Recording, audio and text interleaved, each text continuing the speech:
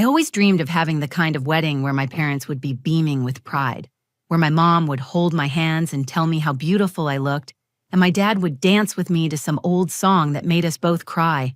Instead, I walked down the aisle with a smile on my face and a hollow in my chest.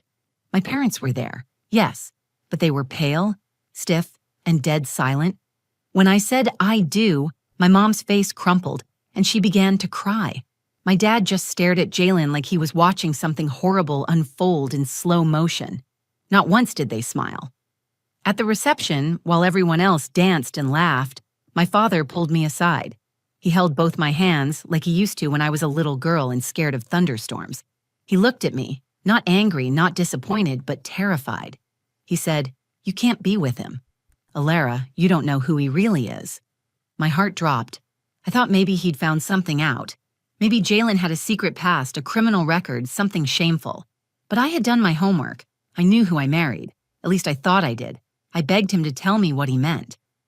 He just shook his head and walked away, leaving me standing in my wedding dress with a feeling I couldn't name. I asked my mom if she'd talk to me. She wiped her tears and whispered, "One day you'll see." But by then, it might be too late. I should have asked more questions. I should have pushed harder. But I was angry. I felt betrayed. And I thought they were just being controlling, old-fashioned, or maybe even jealous of my happiness, so I ignored them.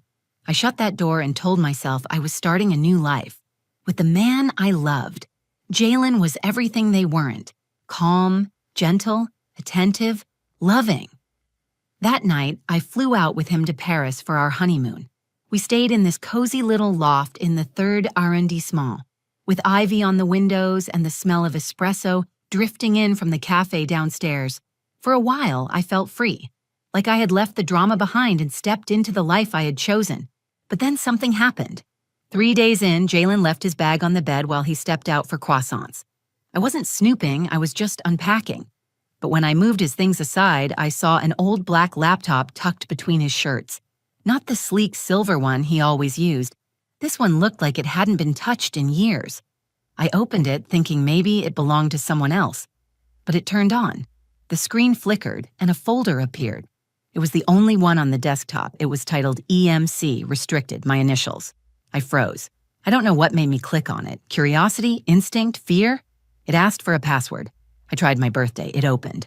Inside were photos, hundreds of them. Photos of me, not us. Not the kind you take on dates or vacations. These were of me, alone, sitting at my desk in high school, walking home from track practice, sitting at the cafe where I used to study in college, at the library, in my backyard. Some of these were from 10, maybe 15 years ago, long before I met him, long before I even knew his name. One photo made my blood run cold. It was from my 10th birthday party. I was standing next to my dad, blowing out candles, and in the background, barely visible behind a tree, was a man holding a camera. The photo was taken from his perspective. From his perspective. That was the moment everything broke open. My parents didn't cry at my wedding because they were sad to let me go. They cried because they knew they had already lost me, because they knew who I was marrying, and because they had tried, quietly and desperately, to protect me from a truth they thought I'd never believe.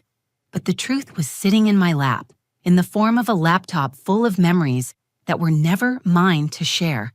And in that Paris loft, surrounded by the sounds of a city that once felt romantic and alive, I felt the walls of my world collapse. That's how I found out the man I married had been watching me since I was a child. And that was only the beginning. Before everything shattered, my life felt steady.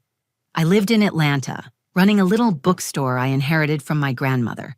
It was quiet, nothing flashy. I spent my days surrounded by poetry and history, helping customers find forgotten stories, and spending slow Sunday mornings watching the lights spill across the hardwood floors of the shop. I met Jalen at a charity book drive we hosted for underfunded schools. He was a volunteer coordinator, dressed in a plain black sweater and jeans, handing out boxes of paperbacks like he was handing people pieces of magic. He had this presence, low-voiced, thoughtful, kind, but just distant enough to make you curious. We locked eyes as he passed me a copy of The Bluest Eye. He smiled. "I've seen you here before," he said. I laughed, caught off guard. I work here. He tilted his head, pretending to be surprised. Well, that explains why you always look so at home among the words. That was how it started. For the next few weeks, he'd come in once or twice a week. Sometimes he bought a book, sometimes he didn't. Sometimes he just asked what I was reading, and we'd talk for hours. He never pushed, never flirted too much, just listened. He remembered the small things, my favorite poets, the way I took my coffee, how I hated the cold but loved rainy days. When he finally asked me to dinner, it felt like something had been waiting for it to happen. Our relationship moved quickly but never recklessly. He was respectful, grounded. He'd show up with soup when I was sick, leave notes in the margins of books he lent me, and always insisted on walking me to my car, even if it was just around the corner. My friends called him the dream guy. He never raised his voice, never played games, and always made me feel like I was the center of his world. I believed him when he said I was the only woman he'd ever really loved. And I loved him for his consistency, for his quiet loyalty, for the safety I thought I had found in him. The only thing that didn't fit was how my parents reacted. I had always been close with my mom, Yvette. She was the kind of mother who sent care packages even after I graduated college and still called me every Sunday to ask about my week. My dad, Porter, was a little harder, a retired military intelligence officer who rarely showed emotion, but always made sure I felt protected. He used to check in on every guy I dated, but not in an intimidating way, more like a father doing due diligence. So when I introduced them to Jalen, I expected the usual, polite questions, reserved smiles, maybe a dad joke to break the tension. What I got was silence. My mother shook his hand but barely looked him in the eyes. My father said almost nothing the entire dinner. They didn't ask where he was from, what his parents did, where he went to school. My mom barely touched her food. My dad watched Jalen the way a hawk watches something it doesn't trust. When I asked them what was wrong, they told me they were tired. That it had been a long day. But even as they smiled goodbye, something in their eyes looked broken. That night, my mom called and asked if we could talk. "Alara, are you sure you know this man?" she asked. "Of course I do," I said, trying to laugh it off. "I'm serious," she replied. "Has he told you about his past? His family? Where he grew up?" "Why are you asking this?" I said. "What do you know that I don't?" There was a pause. "I'm just asking you to be careful." After that, things started to shift. They didn't want to talk about wedding plans. When I asked my mom if she'd come dress shopping, she said she was busy. My dad stopped answering my calls. I thought maybe they were just struggling with letting go. Maybe they didn't like that I was marrying someone they hadn't chosen for me. Maybe it was racial tension. Jalen was black, and though my parents weren't openly prejudiced, I started wondering if there were things they weren't saying out loud. But even when I gave them room to explain, they wouldn't. I asked my dad if he had something against Jalen personally. He just said, "Some things you'll understand later." I begged them to come to the wedding. I told them if they didn't support me, they'd lose me, that I needed them there, that I loved them. My mom cried.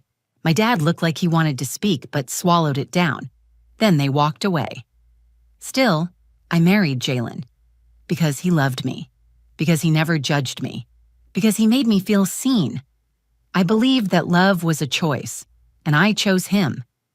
At the time, I didn't realize that the people who had loved me the longest were trying to protect me in the only way they knew how, by stepping back, by letting me walk into the fire if it meant I'd finally see the smoke. And I did, but not until it was too late. The day of my wedding didn't feel like a celebration. It felt like a battle I had already lost. The venue was beautiful. Soft golden light streamed through the windows of the chapel. White lilies lined the aisle. My bridesmaids wore pale blue, just like I always imagined. But the energy was off from the moment I arrived. My maid of honor, Leah, pulled me aside before the ceremony. "Your mom and dad just got here," she whispered. "They didn't even look at each other when they walked in. They hadn't RSVP'd. I thought they wouldn't come at all. Part of me had hoped they'd stay away if they truly couldn't support me, but they came. Not to celebrate, not to smile." They sat in the third row, backs stiff, hands clenched. Their faces were blank. When I walked down the aisle, I searched for my mother's eyes. She looked away. My father's jaw was locked. He didn't move. My chest tightened. But I kept walking toward Jalen, who stood at the altar in his navy suit, calm and steady as ever. We exchanged vows we wrote ourselves. His were beautiful, honest. He promised to protect me, to stand by me no matter what. My voice trembled when I read mine, but I meant every word. I believed we were building something unshakable. We kissed. The guests clapped, but not my parents. They stayed seated, motionless. After the ceremony, while the photographer arranged us for portraits, my father appeared beside me. He asked to speak with me alone. I followed him to a small garden behind the chapel. He didn't say anything right away. He just looked at me like he wanted to memorize my face. "Dad," I said, "please talk to me. I don't understand what's happening." He didn't raise his voice. He didn't yell. He spoke softly, as if saying something too loud might crack the ground beneath us. "You can't be with him." My breath caught. Why? His eyes didn't blink. "Because he's not who you think he is." I waited. I needed him to explain. I needed answers. But all he said was, "We've tried to protect you. We've tried to stay quiet, but you're walking into something we've been afraid of for a long time." "Tell me what you're talking about," I said. "Give me something real." He shook his head. "If I told you everything, it would destroy you. It nearly destroyed us." I felt like the wind had been knocked out of me. "You'd rather let me marry someone dangerous than tell me the truth?" He stepped forward, gripping my hands. "I thought we could stop it. I thought we could make it go away. But he found you anyway." I pulled away. "That's not love, that's fear. And if you can't trust me enough to tell me what's going on, then I don't know how I'm supposed to trust you now." He didn't respond. Back inside, the reception had already begun. Guests were dancing, toasting, clinking glasses. But I felt like I was floating through it, detached from everything. My mother found me near the cake table and reached out to touch my arm. "I'm sorry," she whispered. Her eyes were red, her mascara smudged. "This wasn't supposed to happen." "What wasn't?" I asked. "You falling in love with him, this marriage, any of it. We tried to keep it from happening." "You're talking like it's a disease," I snapped. "He's my husband." She took a deep breath. "You're not our daughter anymore. Not after this." My heart dropped. "Are you disowning me?" She hesitated, then nodded. "I don't want to," she said. "But we can't protect you anymore. You chose him, and we can't stand by and watch." I didn't cry. Not right then. I walked away. I stood outside the reception hall under the night sky, clutching my bouquet like it was the only thing holding me together. My friends laughed behind the glass. Jalen was shaking hands, smiling. He looked like the perfect groom, the perfect man. I wondered how many people had worn that same smile while hiding something monstrous. I tried to tell myself my parents were overreacting. Maybe they didn't like that I chose a man who didn't come from our world. Maybe they were angry that I didn't listen. Maybe they just couldn't let go. But deep inside, something cracked. That night, as Jalen and I got into the car to drive to the airport, he asked me if everything was okay. I nodded. He reached over and squeezed my hand. "They'll come around," he said. "They always do." I wanted to believe him. I wanted to believe in the story we were writing together. But something in his tone felt practiced, like he had rehearsed it. My parents had just walked out of my life. They had told me I was no longer their daughter. And Jalen didn't seem shocked at all. We landed in Paris just after sunrise.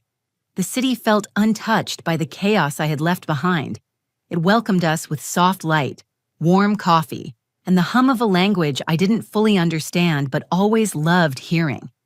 I convinced myself this was what I needed, a fresh beginning with the man I had chosen, the man I believed would build a life with me that was stronger than the pain I had just walked through. Our Airbnb was small but beautiful, exposed brick, tall windows, and an iron balcony overlooking a quiet side street in Le Marais. I tried to focus on the details, the way Jalen made French press coffee in the mornings, how he kissed the top of my head when I stared too long out the window. He tried to make me laugh. He brought me pastries from a shop around the corner, told stories about people we saw on the street, and held my hand like it was the only thing anchoring him to the world. But something in me wouldn't settle.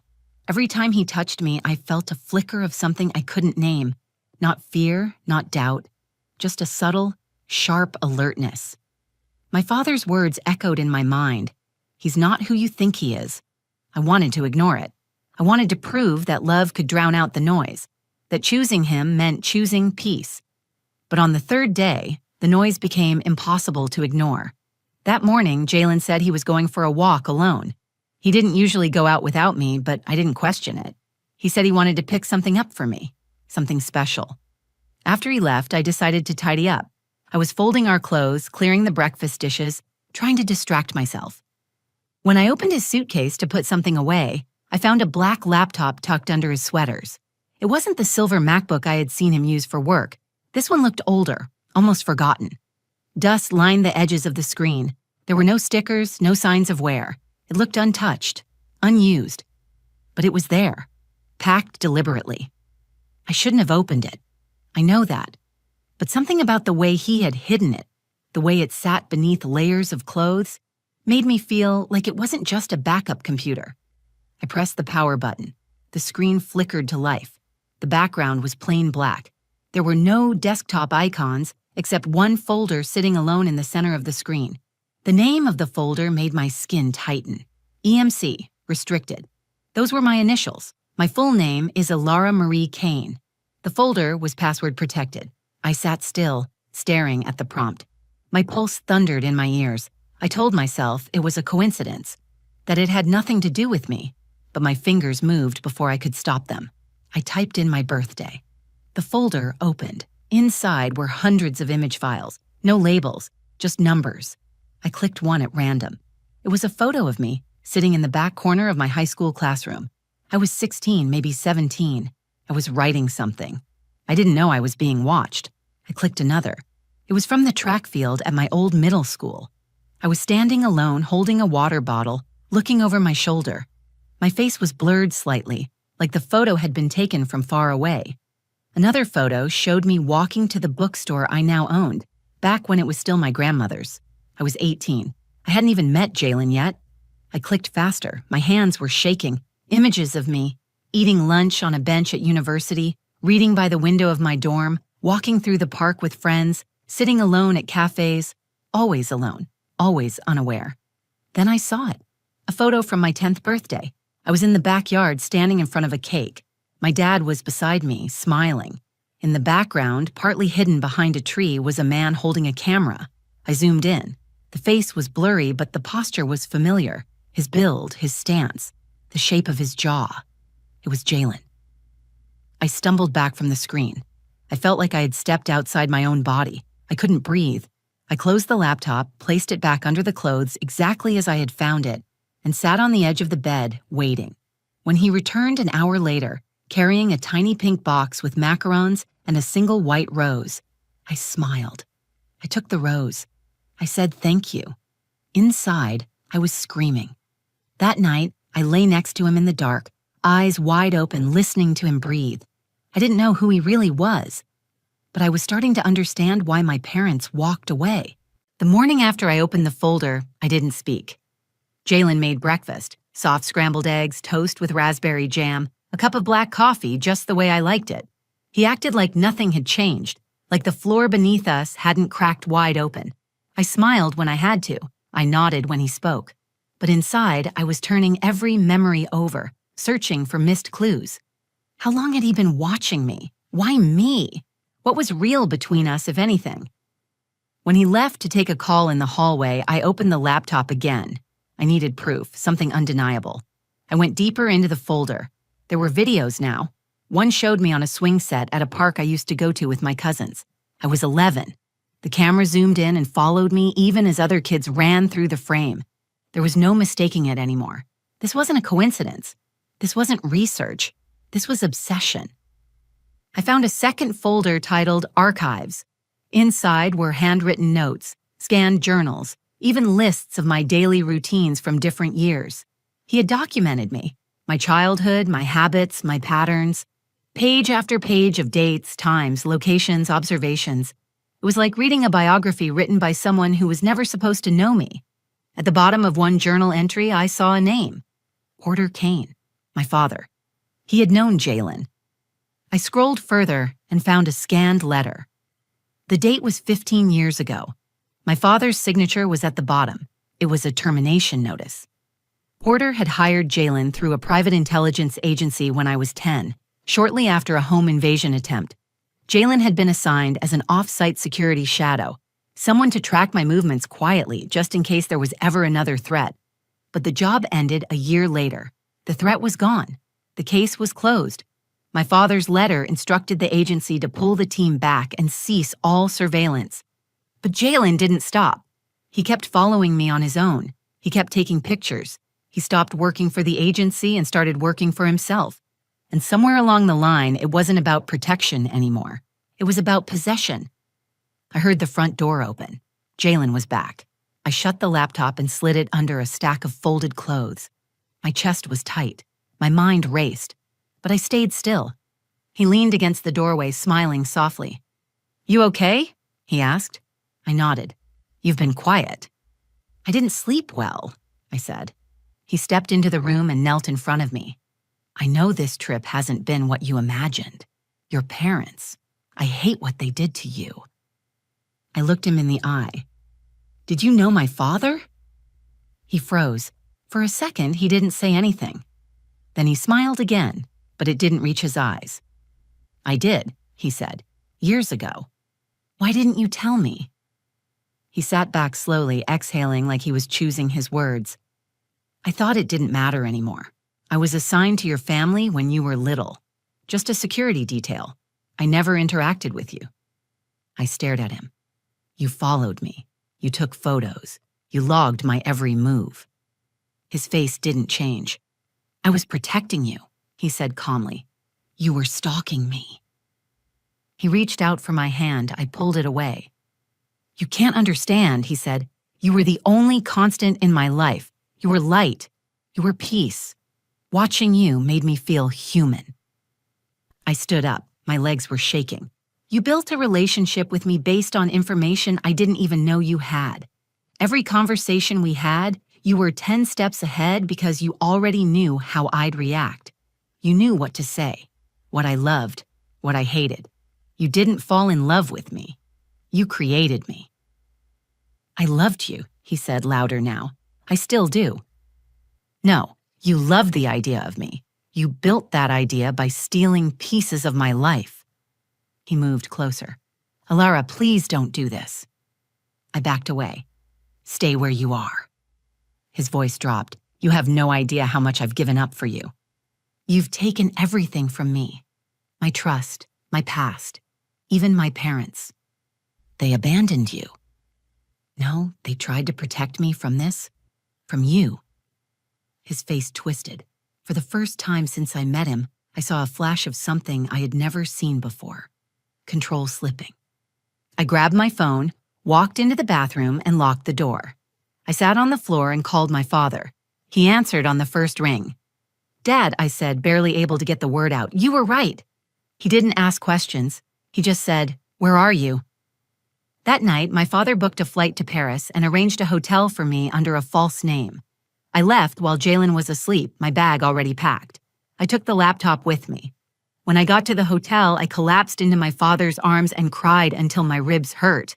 I asked him why he never told me. He said, "Because we thought it was over. We thought he had disappeared.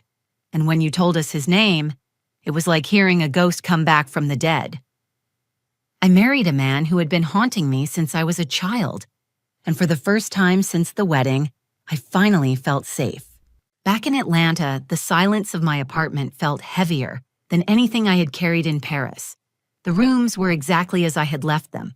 Books still stacked on the coffee table, framed pictures still hanging beside the staircase. But nothing felt familiar anymore.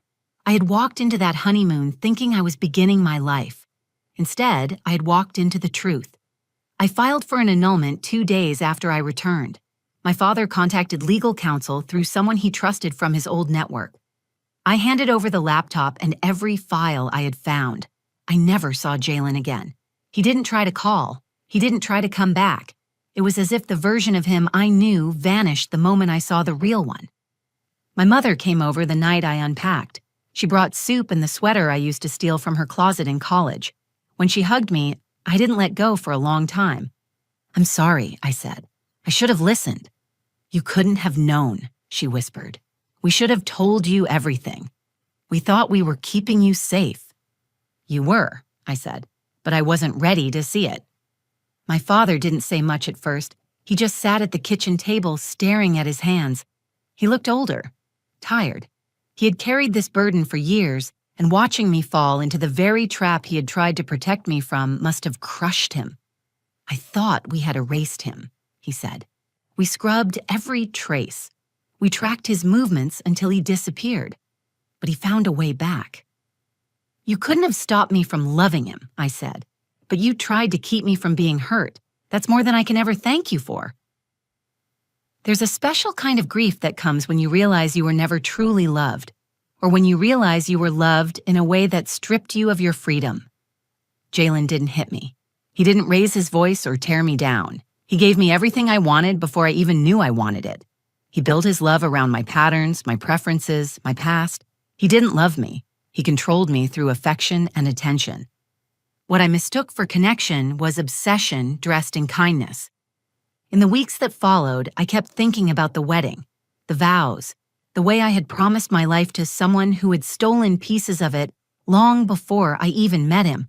I felt angry, humiliated, but more than anything, I felt grief, not just for the marriage, but for the years of my life that had been quietly documented without my consent.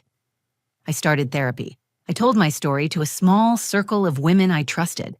One of them had survived a similar kind of manipulation, less visible than abuse, but just as devastating. That group became my lifeline. 3 months later, I founded a support organization for women recovering from psychological control and covert stalking. We met weekly in the back of my bookstore. At first, it was just 5 of us. Then it became 12, then 30. Some of them didn't even realize they were survivors until they heard someone else's story and saw themselves in the details. I called it Witness, because we all deserve to be seen for who we were, not for what someone decided we should be. My parents came to one of the meetings. They sat in the back, holding hands. I shared my story from beginning to end, not hiding a single part. When I finished, my dad stood up. He looked at the group and said, "I spent most of my life trying to keep danger out. I never thought it could come in through the front door dressed as love." That was the moment I forgave him completely. There's a difference between feeling protected and being protected. I used to think love was about being chosen, about being the center of someone's world. Now I know real love doesn't watch from a distance. It doesn't stalk. It doesn't hide in shadows and call it devotion. Real love waits for you to grow and then meets you there. It doesn't follow. It walks beside you. What Jalen gave me wasn't love. It was control packaged as romance. And what my parents gave me, even in their silence, even in their fear, was love in its most painful, powerful form. They let me choose. They let me fall. And when I finally saw the truth, they caught me. I don't look for closure anymore. I look for peace. I read again. I laugh again. I open the bookstore every morning with the same keys I've had since I was a teenager, and I look out the window knowing that no one is watching me from across the street. I am finally seen on my own terms. And that, more than anything, is what I was fighting to find all along. If this story made your heart race, if it made you think twice about trust, love, and what it really means to be safe, then you're not alone. Stories like mine happen more often than people realize, and sometimes the most dangerous people wear the calmest faces. If you felt something while watching this, share it. Send it to someone who might need to hear it. Comment below and tell me what this brought up for you. Your voice matters, and your story could help someone else find theirs. And if you're new here, make sure to subscribe. We share real stories that dive deep into love, betrayal, healing, and everything in between. Because life isn't always fiction. Sometimes the truth is what changes us most. Thanks for watching.